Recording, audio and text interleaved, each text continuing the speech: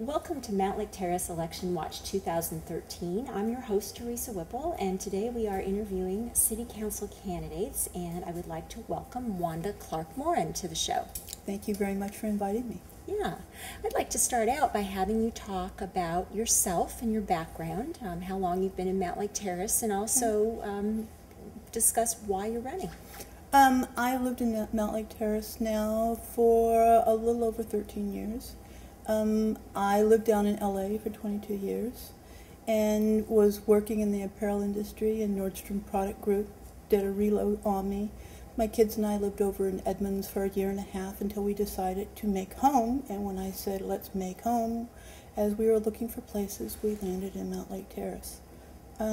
We love the small town feel of Mount Lake Terrace. In fact, I'm from a little teeny tiny town in Virginia originally, prior to moving to LA, and my neighbors have been in their home for more than 40 years, and so they've become like the grandparents my kids were not close to. And we love that environment. My youngest was able to play baseball with MTYAA from the time he was yay high, and my oldest was able to take the bus over to Briar Terrace when it was a middle school, and play music in all the departments, and played music all the way up through high school. So for us, Mount Lake Terrace has been a wonderful place to settle ourselves into and to put our roots into. Like I said, I came up here working in apparel. I worked at Nordstrom Product Group for 5 years as a senior technical designer. Most people don't know what that is, but it's a combination of the technical aspects of apparel production as well as the design aspects. I went from there to a company called Cutter & Buck, and am a former director of product development with 11 technical designers under my belt. And then I got the opportunity to go teach at the Art Institute of Seattle full-time. I was a single parent, so I was working full-time at day job and part-time at the night job at the Art Institute, and when they gave me the opportunity to teach full-time, it didn't take me long to nod my head up and down. So I teach both fashion design and fashion marketing classes. While I have been there, I went back to school. I have an MBA in marketing, and after I complete my dissertation, I'm about a year away from having a doctorate in marketing. Why do I want to be a city council? I was teasing my teacher, my doctorate teacher, that with all this great education, it was time for me to put it to use. And he giggled and he said, well, I just think that would be fabulous with all of this, you're going into being a city council person. But I actually did it because when I lived in LA, I was president of the local chapter of the Business and Professional Women's Organization. And I was also, while I was there in another leadership position, I was president of my oldest son's co-op preschool. So as I moved up here and I got involved in working as a single parent, I didn't have a chance to be involved in that sort of an organization. Well, now that my kids are 18 and 21, they're more gone than they are home. It's time for me to get back and be more involved in my community. And as the community in the last year, and I'm sure this has come up in other statements, has had the ongoing city hall, where is it going to be, how much is it going to cost, I got more interested and started following that scenario. And when it came time for me to make the decision, is this the right time for me to put my name in the hat? At 2 in the morning, I went, yeah, it's the right time. It's the right time because there are issues here that I actually feel that I can make a contribution to, that I feel that I need to have a voice in. And it's something that in following the issues, I feel that there's a lot of the voice of the community that's not being heard. I am not a professional politician. I am a part of the community. And I just feel that with that, I can play the part of the person who understands how hard it is every single month to budget your money, because as a single parent, sometimes there's a lot more month than there is money, no matter if you're working one job or two. Looking long term, whether it is where the city hall is going to be in 5 years, or how you're going to put your kids in preschool, or which high school they're going to go to, and what kind of influences they're going to have. I have been in those scenarios, so therefore I have something to say because I have lived through that. And you know, the issue of this was one of my questions anyway, but the issue of the kind of the next steps for City Hall now that the Civic Center proposal has been, you know, rejected twice. What do you see as kind of the next steps, in your opinion, for what should the city be looking at next? Well, you know, the city has options. You know, build a city hall, take over one of the buildings they already have. I think it's really clear that they can't continue staying where they are. And you know, as I've been following the $25 million city hall, what struck me all along the way was that it wasn't that we shouldn't be building a city hall. It's just that we should not be building it at the $25 million mark. I did the demographics, and it occurred to me that in a community of a little over 20,000 people, that in the last 10 years has not grown beyond 20,000 people. In fact, we've actually lost 1,000, 1,200 people in the last 10 years, of which 25% of that community is age 55 and older, meaning that they're 10 years away from retirement, or they're already retired and living on a fixed income. That to ask them to tax themselves and to commit to 30 years at a very large number for a city hall is maybe not the right way for our city to proceed. I also look at the community that I call the up-and-coming voter community, the 28 to 40-year-olds, the ones who have bought a house recently in Mount Lake Terrace because they could afford to, because we know we're the community. You say, why'd you stay here? Oh, we could afford to buy a house here. Oh, we can hop on the bus from here. It's convenient. Those people also, you realize that they are in the beginnings of their careers for the most part. Maybe the ones who are in their 40s have reached middle management. So we're not an extremely wealthy community. Our average annual income is less than 50 grand a year. So looking at that community, that number seemed way too big. However, looking at a city hall that is really in line with what some of the other communities around us have built one for. You know, I mean, numbers are bounced around. 10 million, 11 million, 12 million. I'm not a contractor. I haven't a clue what the actual number would be. But I do know that when you're asking a community of basically, well, 11,000 voters, because of the 20,000, there's a bunch of kids, you know. So 11,000 voters to plan out over the course of numerous years and tax the city to come up with how to pay back that. It's got to be something that really seems reasonable, along with the fact that what is within that city hall, what does it bring of value to the community? We know what it brings of value to the council people and the city hall facilities, but what does it bring to the community where their money they feel is well spent? Right, and some would say that might be a city center, which right now Mount Lake Terrace does not have.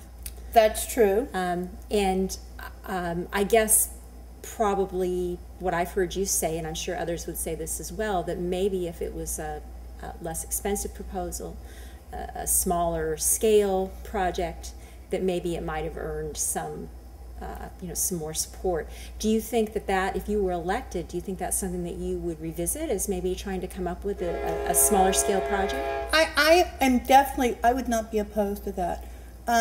I think any city that is looking for it, that wants to grow, and you look at revenue. To grow revenue, you've got to grow your city. You've got to bring businesses to your city. You've got to be attractive to people who want to come into your city. You can't stay on an even keel budget. It's just not the way it works, whether it's my own personal budget or whether it's a city budget. You got to find a way to grow it. And I think that having a city hall that provided things that the community could come to, art exhibits, events, where we could celebrate being a part of the community and be proud to walk into it, and also to the point where we know it's a smaller scale version. It's not a big behemoth, but something that really fits the size of the city. I mean, the city is small. We can't take up a lot of real estate with something that really does not fit the size of the city. That would then allow people to feel more pride in their community instead of just seeing an empty lot that we currently see in the center of town. And you've mentioned a couple of times the fact that some of the people who are on the city council now are people who maybe started on the planning commission and have moved into that, which kind of sounds like, well, maybe they're more, maybe this is the wrong term, but professional politicians or people who've been in the system a while, whereas you're more of an outsider. And I know that I had read that you are one of 3 council candidates who are, I guess, maybe self-described outsiders who have come together, and you're actually working together to an extent, right? You have a Facebook page that you have together. We do. And you have kind of aligned your issues, I'm assuming. It doesn't mean you're thinking exactly the same way. Right. We're not thinking the same way, but the 3 of us share information. We email back and forth, what do you think about this? And sometimes I will tell you there's some pretty heated debates amongst the 3 of us. We get together for coffee about once a month and just say, this is what we heard at City Council. Did you hear something differently? Was there something that was left out? Or what do you know about the background of this that maybe I don't know or the other one doesn't know?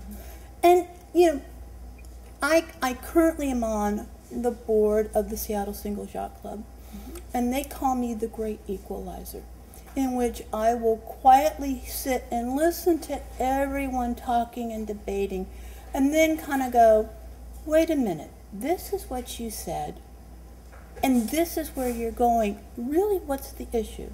And I play that same role amongst the 3 of us, where if, I call them the boys, Len and Stephen, are going off on a bit of a debate and a tangent, I'm the one who kind of brings them back and says, wait a minute, this is really the core of the issue. What is it that we really know, and how can we proceed, and what do we think about this issue? And I really don't see, if I were to get on the city council, that my role would be any different. It's kind of who I've become even when I teach down at the Art Institute, where you listen and then you go, okay, well, this is what I'm hearing. Now, let's really look at the core of the issue and look at the options so that we can all come together and make a plan on how to make that work. Okay. Now, I heard you say that you recognize that, there's some growth and development that needs to happen. So it sounds like that's something that you're, talk to me about what your philosophy is on economic development. And I know there's some new developments that the Arbor Village just came online, and there's some other ones that are planned.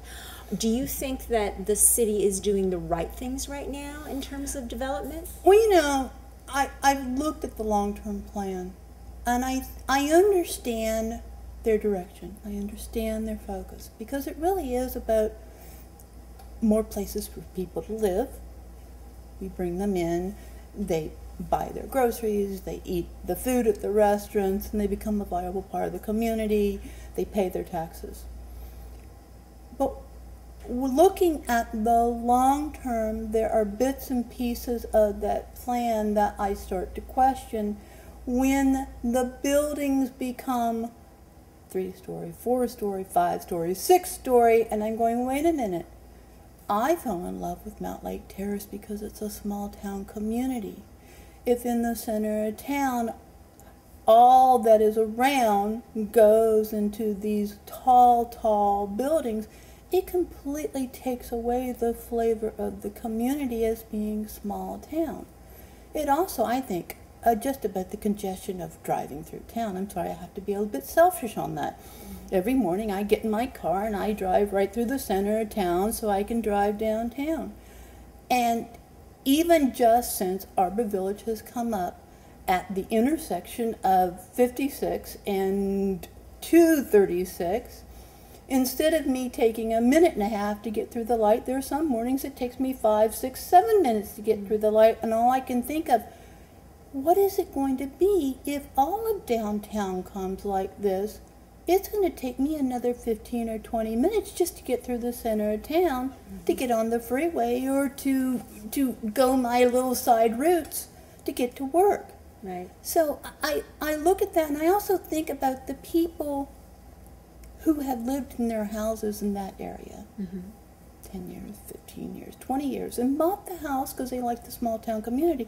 And suddenly now they've got a 3-story apartment complex looking in their front living room window, or worse, their side bedroom window.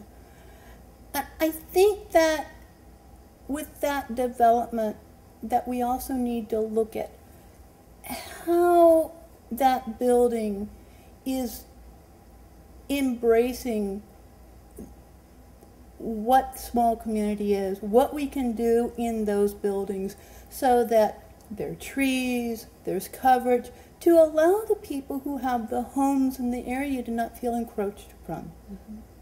And my understanding is there were some code changes that have enabled those developments to take place.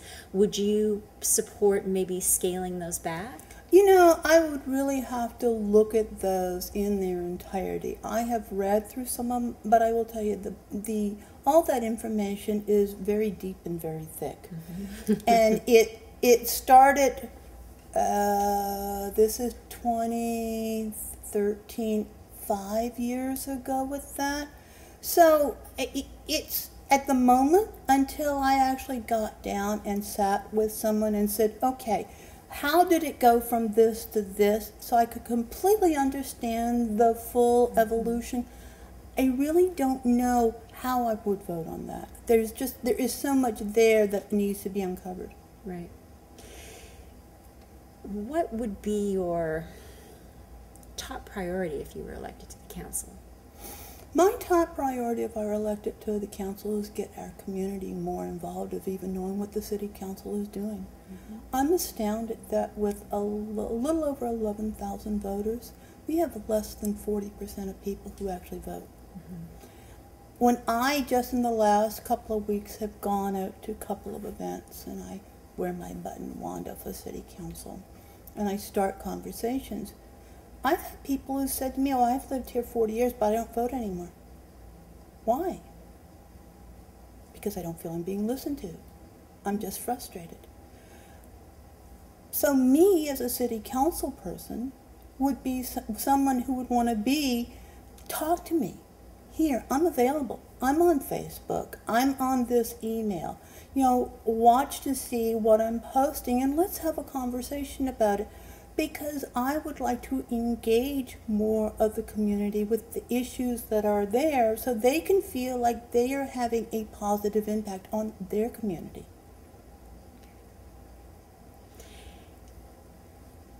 What would you, if you could define the city's biggest problem or challenge, what would that be?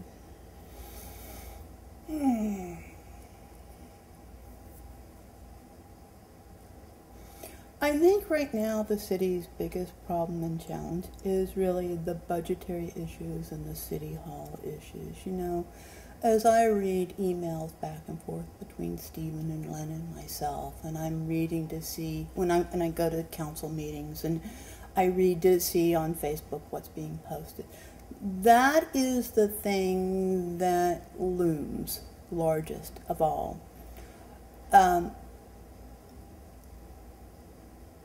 As an outsider, it's really hard to get the exact numbers. You know, we call it transparency.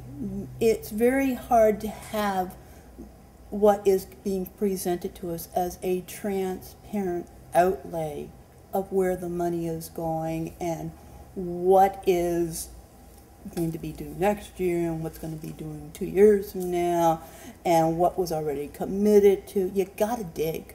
You gotta really, really dig.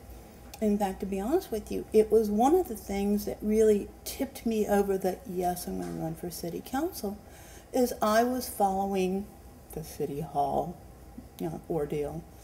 And I kept digging, and I saw that the numbers they were proposing didn't include a lot of things that I knew it had to include. And then, it's like I say, I'm not a contractor, but I pay my bills and I pay my mortgage, and I know that if you're saying, well, this is how much it's going to cost, and they're not taking into account how much extra electricity they're going to pay, and they're not taking into account how many extra people they're going to have to hire to maintain, and they're not taking into account the parking spaces that are going to be needed, and you can't find those numbers anywhere. It's a bit disconcerting. And that is something that I think that really needs to be in more plain people language, so that anyone in the community can go to a document and clearly see, like a financial budget that we all hopefully have or look at, very clearly see that these are all the things that we're talking about, and that's what this money is allotted for. This is what we know that a year from now we're going to have to pay in taxes or fees. This is what we know we're going to have to pay in 2 years. And this is how we are planning to make that happen. And I think that that is, for me personally, a real big issue, because I show up and I've got my papers and my information. Today I spent most of the day looking at all of my own personal finances in colors on Excel spreadsheets where I know, and that's how I know where things are going to be a month, 6 months, a year from now. That's my own personal transparency, but I also expect that from my city council and my city. If you're asking me to plan on raising my property taxes a year from now, 2 years from now, at X amount of dollars, then be very clear that that X amount of dollars is based on a certain value in a house, so it's clearly stated, and that there are no surprises. When I was looking at the City Hall bond issue, in very, very teeny tiny writing, it said, oh, your taxes would be raised X amount, valued at a $187,000 house. And I went, well, that doesn't make sense. Whose house is valued at $187,000 anymore? Condos, maybe. So, and I think the average person, maybe, when's the last time you read the back of your credit card agreement in that little teeny tiny fine print? The average person doesn't dig and read that little teeny tiny fine print. My education at this point, getting an MBA and a DBA, means that I do a lot of digging and a lot of researching and read a lot of very fine print. So when I read that fine print, I wait a minute. That's not in big print. The average person is not realizing that number as it impacts their future property value and the taxes that they're going to pay. Okay. What about sound transit and the fact that they're building their light rail out our way and coming through, obviously, Mount Terrace, and will be at the transit center. How do you feel about the idea of putting another station there at 220th, as they have been thinking about? Well, let's look about what that time frame is. They're looking 10 years from now, thereabout. you know it's like, we're going to say 10 years, maybe 12 years, 14 years, okay? If the city grows in the way they have already gotten it planned, if it truly stays on track with the building that they're doing, I don't think it's going to be if Wanda likes it or not. I think it's going to be a matter of Wanda's going to realize it's going to be needed, because our traffic issue is going to be such that that might be the only way that we can get downtown in a reasonable time, is by having a light link that is nearby. I mean, it's hard to know what 10 years or 15 years from now is going to bring, but you can only extrapolate from what the last 15 years was. And when I moved into Mountlake Terrace, I could leave my house and be at my office in approximately 28 minutes, and today it's 45 minutes. So put a whole built-up downtown and a lot more cars into that mix, and you realize you're going to have to move around some way, and that might be a welcome way of getting us around town. Right. Okay. If you were going to name Mountlake Terrace's greatest strength and its greatest weakness, what would those two things be? Oh, its greatest strength is its hometown feel and in its neighborhoods. I mean, you don't go into Seattle and know your next door neighbors. My next door neighbor and I tease that we're at each other's house so much that we should just like knock a little wall in the side of the fence so that we don't have to knock on the door. I mean, that's how much we're around each other's lives, But it's not that, I'll be in the yard and my neighbors 2 doors around will be walking and they'll stop and talk, or, you always see the same people, and there's not a lot of that small town community in this country anymore, unless you're maybe in the Midwest. But especially here, that's only a half an hour from downtown Seattle. I feel that Mountlake Terrace, for me as a single mom, has been a wonderful, safe place for me to raise my kids on my own. I don't feel uncomfortable saying to them, go up to QFC and get some bread and milk and be at 9 o'clock at night. I feel that they're going to go up there, get the bread and milk, and come home safely. Right. So I think that's its greatest strength. Its greatest weakness, I guess I'd have to tell you what my kids say. Mom, it's boring. Mom, we love it here, but it's boring. I think that, having things other than our parade, having something, a smaller city hall with their events.